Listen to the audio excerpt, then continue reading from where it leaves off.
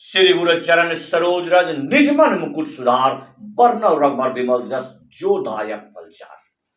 अपने गुरु के चरण रज को अर्पित करते हुए, साक्षी मानते हुए इस श्लोक में साफ तौर पर कहा जा गया है कि हम रघुवीर के उस चरित्र का वर्णन करते हैं, उनका वर्णन करते हैं जो कि अर्थ, काम, मोक्ष, यश सब कुछ देने वाले।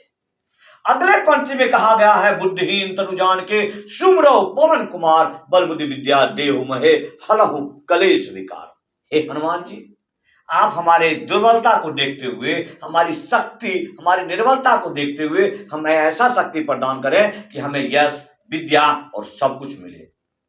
आपको ये बात मानना होगा कि सनातन संस्कृति में किसी परिस्थिति किताब है तो वो है हनुमान चालीसा, जिसमें श्री हनुमान जी का वर्णन एक एक लाइन लोगों में विश्वास बढ़ता है और इंसान को कायम रहने के लिए विश्वास की सख्त आवश्यकता है।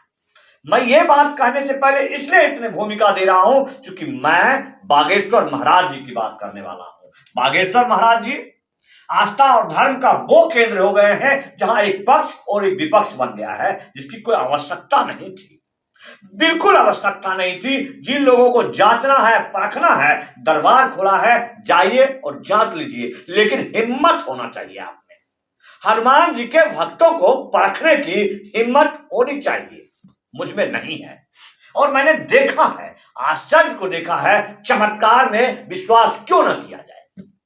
आपको बताते चलें, इस बात से पहले मैं बागेश्वर महाराज जी का पक्ष रखूं या उन्हें स्मरण करूं या उनसे मैं कुछ ऐसी मानूं कि विश्व शांति की बात हो, धर्म के उदय की बात हो, उससे पूर्व मैं आपको बता देता हूं कि घटना लगभग 2005 के आसपास की है, जब उस क्षेत्र में, बुंदेलखंड के क्षेत्र में मैं रहा करता था सैन्य सेवा के तौर पर ही। वो जिला छतरपुर ही था, वो जिला छतरपुर, जिस जिला छतरपुर में महाराज जी का पैतृक गांव है, उनका प्रथम दरबार का केंद्र बिंदु है।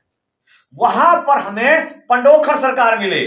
पंडोखर सरकार सुनकर आप आश्चर्यचकित हो जाएंगे, ठीक ऐसा ही दरबार लगाते थे वो उस समय, जब आज से पहले ना तो आपका ये सोशल मीडिया था, ना ये परखने वाला की था। लेकिन पंडोखर सरकार जी का, महाराज का ये चालीसा आज तक मेरे पास है, जिसे मैं 3 दिनों से फाइलों में ढूंढ रहा था।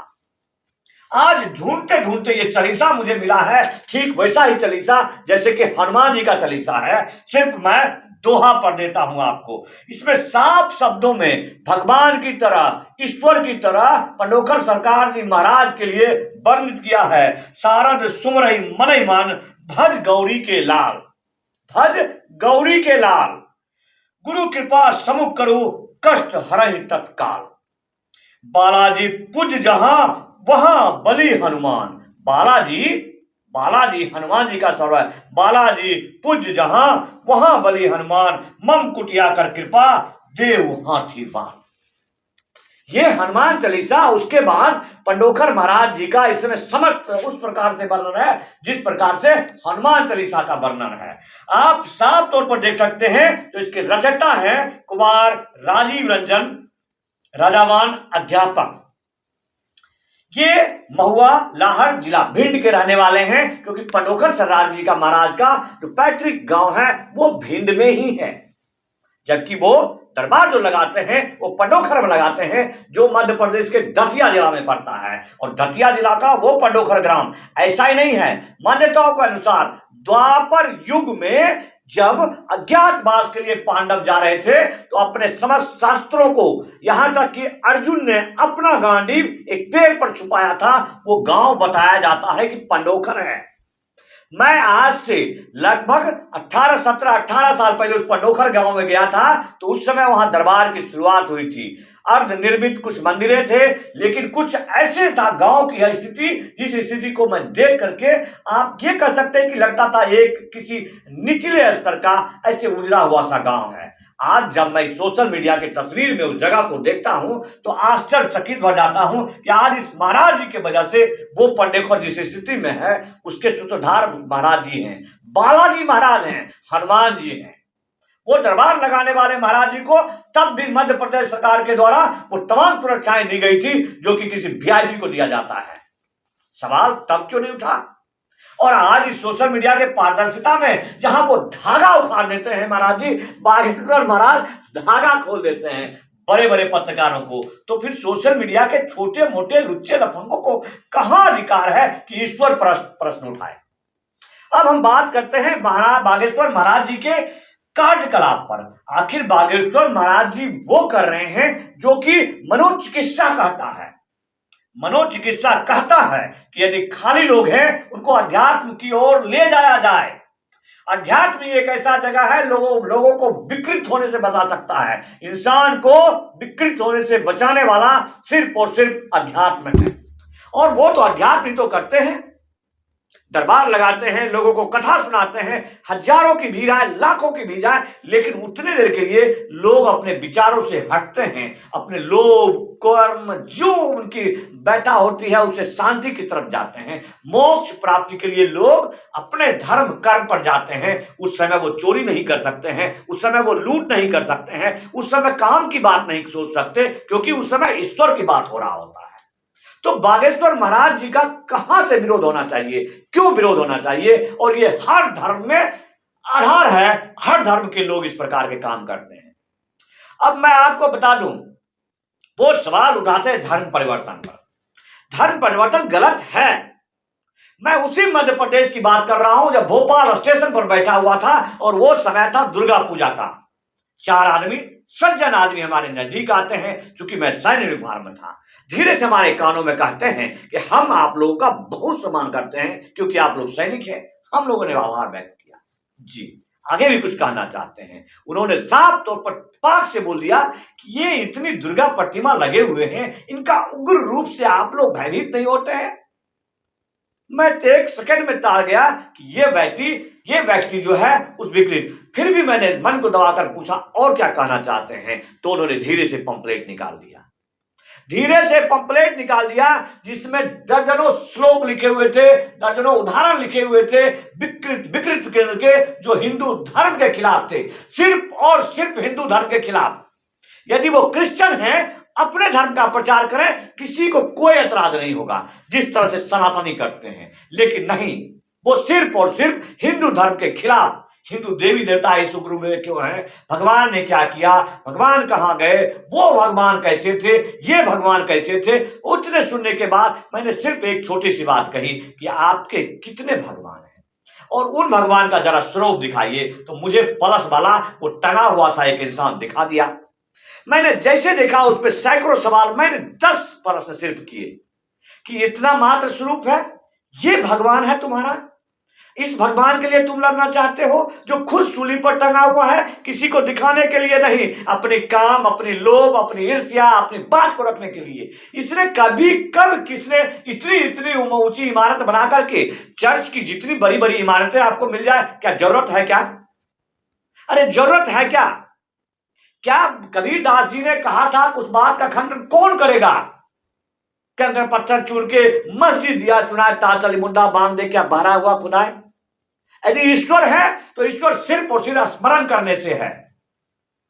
जिसका सूत्र करता है, जिसका सनातनी का आधार करता है, कलयुग केवल नाम आधारा, सुमर सुमर नर उतर ही पारा। सिर्फ आप अपना कर्म करते रहिए और ईश्वर को सुमरते रहिए, जो कि बागेश्वर महाराज जी कर रहे हैं। ईश्वर को सुमरने के लोगों को बता दे रहे हैं। और जो एक माइंड रीडिंग की बात है, अब माइंड रीडिंग में क्या है? आज इस बेगूसराय जैसे जगह पर आप कभी जाकर तो देखिए कि एक बच्ची की आंख पर आप पट्टी बांध देंगे, वो खुले तौर पर किताब पढ़ते दोगे। तब तो उस वीडियो का प्रमोट नहीं किया आपने। अब आप इंसान के अंदर उसी शक्ति है, साधना में शक्ति है कि साधक व्यक्ति आपके माइंड रीडिंग कर सकता है। बहुत सिंपल सी बात है। ये बात मैं पास दे रहा हूं, 2005 की बात है कि जब ऐसे हाथ उड़ाते पटोकर सरकार महाराज, तो लोग खड़े होते थे, अनजान व्यक्ति क्योंकि सेना का कैंप था, वो पूरे देश के सैनिक मौजूद थे, वहां कहते थे आ जाओ संतोष। आश्चर्यचकित हो जाता था लोग, बोलो बाबू तुम्हारा घर यहां है, तुम्हारे पिताजी का नाम ये है, आप ये पूछना चाहते हैं, ये बोल देते थे। और ये एक आर्ट है और ये ईश्वरीय कृपा है।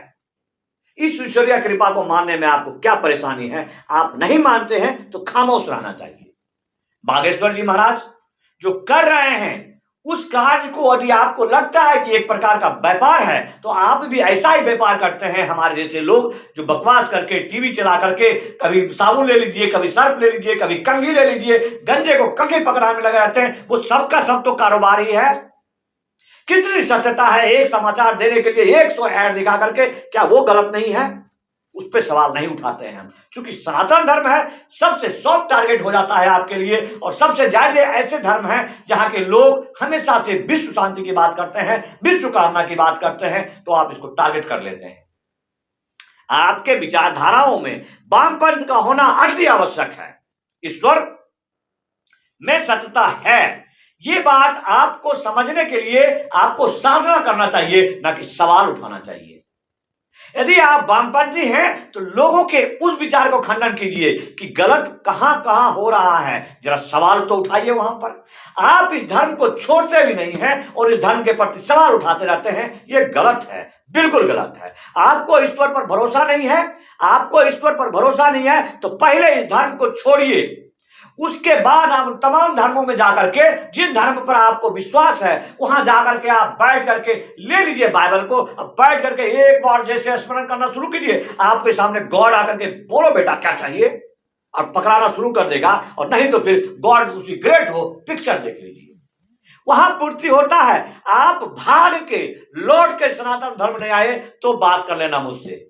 सब के सब एक भी, जितने भी ये हैं, ये जितने भी कुदरक बजरक फजरक वाले जितने भी हैं, वो सब के सब हिंदू धर्म को छोड़ने के लिए तैयार भी नहीं है, और इस धर्म में रहकर भगवान की पूजा भी करते हैं, मन में मन हे बजरंग बली करते रहते हैं, और आप बात उठाते रहते हैं। इसलिए ध्यान से एक 100 बार जो विरोधी हैं उनको कहता हूं कि 100 बार जरा दम है तो हनुमान चालीसा को विरोध करके देखना। उस समय कहेंगे भूत पिशाच निकट नहीं आवे, महावीर जब नाम सुनावे। और यहां नाटक करते हैं ऊपरी मन से, सिर्फ आपका वीडियो चले, आपका प्रोग्राम हो, आपका कारोबार चले, इसलिए बागेश्वर महाराज का विरोध करते हैं, ये बिल्कुल गलत है। जय बागेश्वर महाराज जी, आपका कार्य हमारे दिल को भाता है, आपका अल्हड़पन, आपका बचपना, वास्तव में ऐसा लगता है कि जैसे बागेश्वर जी महाराज के द्वारा जिस तरह से बाल स्वरूप का प्रदर्शन किया जा रहा है, उनका ताली बजाना, उनका हंसना, आपको शायद उन चीजों से, उन विधाओं से हो सकता है कि वो आपका मनोरंजन के लिए अपने ज्ञान और उनके जो प्रत्यक्ष दर्शिता है और जो साफ तौर पर इतने सवालों का जवाब देते हैं, ये एक समान मनुष्य का कर्तव्य नहीं हो, एक समान मनुष्य के लिए, समान मनुष्य के बस का नहीं हो सकता है। तो आप रामचरितमानस के जो बाल वर्णन है भगवान राम के, उसमें थोड़ा सा कभी समय मिले तो दिल से पढ़िएगा, प्यार से पढ़िएगा। जब कहते हैं भोजन करत बोल जब राजा, नहीं आवत तनि बाल समाजा, कौशल्या जब बोलन जाई, ठुमुक ठुमुक प्रभु चल ही पर आई। तो आपके मन में लगे कि हर वर्णन, हर चीज रामचरितमानस में वो आधार है जिससे मनुष्य के तमाम चिकित्सा पद्धति का उपयोग हो सकता है। तो कृपया बागेश्वर महाराज जी का विरोध ना करें। आप उनके व्यवहार की बात कर सकते हैं, अभिव्यक्ति का आजादी करता है, लेकिन आपत्तिजनक शब्दों के साथ बिल्कुल नहीं। जय बालाजी महाराज।